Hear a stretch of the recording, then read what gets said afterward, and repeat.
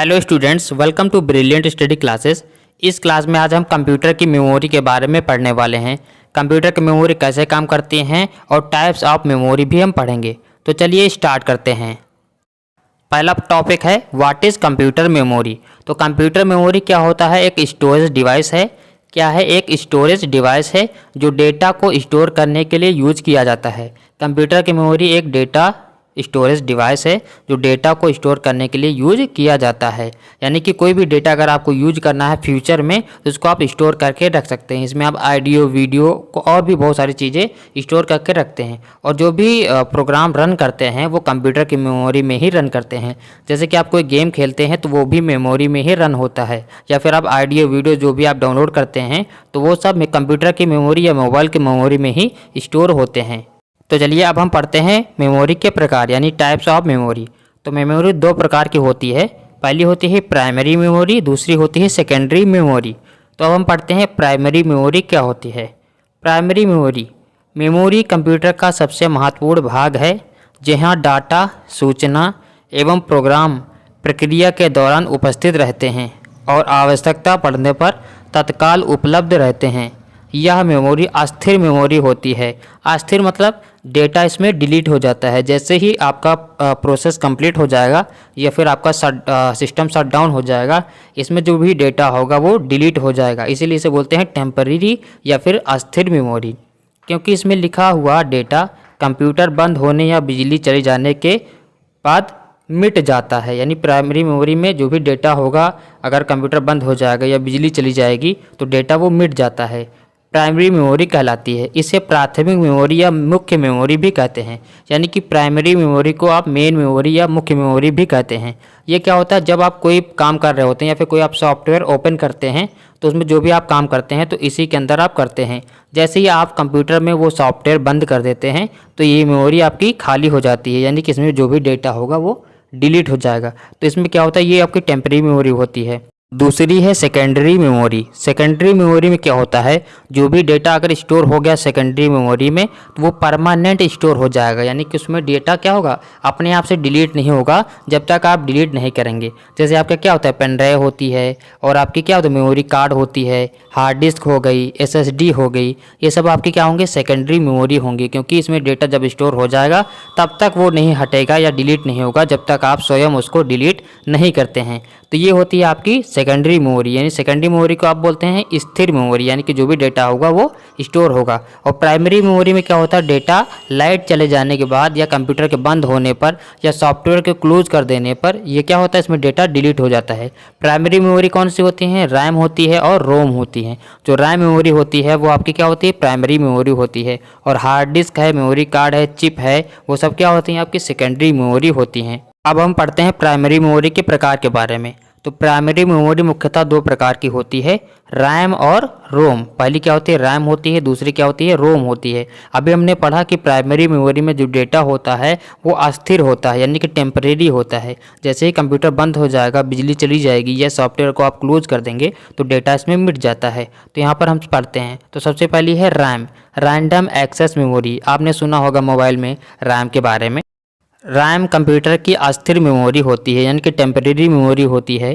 Keyboard या अन्य किसी इनपुट डिवाइस से इनपुट किया गया डेटा प्रक्रिया से पहले रैम में संग्रहित किया जाता है और CPU द्वारा आवश्यकता अनुसार वहां से प्राप्त किया जाता है। रैम में डेटा या प्रोग्राम अस्थायी रूप से संग्रहित रहता है। कंप्यूटर बंद हो जाने या बिजली चले जाने पर रैम में स्टोर डेटा मिट जाता है, इसीलिए इसे वोलेटाइल या अस्थायी मेमोरी कहते हैं। रैम की क्षमता या आकार कई प्रकार के होते हैं, जैसे कि 4 MB, 8 MB, 16 MB, 32 MB, 64 MB, 128 MB, 256 MB, 512 MB, 1 GB, 2 GB, 4 GB, अब तो 8 GB, 12 GB के भी रैम आने लगी है। आपके मोबाइल में भी 6 GB, 8 GB की आती है, लैपटॉप में और भी ज़्यादा आती है, 12 GB ऐसे भी आती है। अब हम पढ़ते हैं, नेक्स्ट है आपका रोम, यानी कि रीड ओनली मेमोरी। यानी इसमें जो भी डेटा होगा, जो भी प्रोग्राम होंगे वो उनको आप रीड कर सकते हो, डिलीट नहीं कर सकते हो। और कुछ सॉफ्टवेयर होते हैं जिनसे आप डिलीट कर सकते हो, लेकिन इसमें नॉर्मली क्या होता है? जो भी डेटा स्टोर हो जाता है वो डिलीट नहीं होता है। तो चलिए इसको पढ़ते हैं। रोम का पूरा नाम रीड ओनली मेमोरी होता है। जिसमें कंप्यूटर के प्रोग्राम यानी निर्माण के दौरान जो भी प्रोग्राम होते हैं वो स्टोर कर दिए जाते हैं। इस मेमोरी में स्टोर प्रोग्राम परिवर्तित और नष्ट नहीं किए जा सकते हैं, उन्हें केवल पढ़ा जा सकता है। यानी कि जो भी प्रोग्राम इसमें स्टोर होगा उसको आप सिर्फ पढ़ सकते हैं, डिलीट नहीं कर सकते हैं। ये कौन से प्रोग्राम होते हैं? जब कंप्यूटर बन रहा होगा तो कंप्यूटर कैसे चलेगा, सॉफ्टवेयर कैसे रन करेंगे, तो जो भी इंस्ट्रक्शन या प्रोग्राम होंगे इसमें स्टोर कर दिए जाते हैं। इसीलिए यह मेमोरी रीड ओनली मेमोरी कहलाती है। कंप्यूटर का स्विच ऑफ होने के बाद भी रोम में संग्रहित डेटा नष्ट नहीं होता है, अतः रोम नॉन वॉलेटाइल या स्थायी मेमोरी कहलाती है।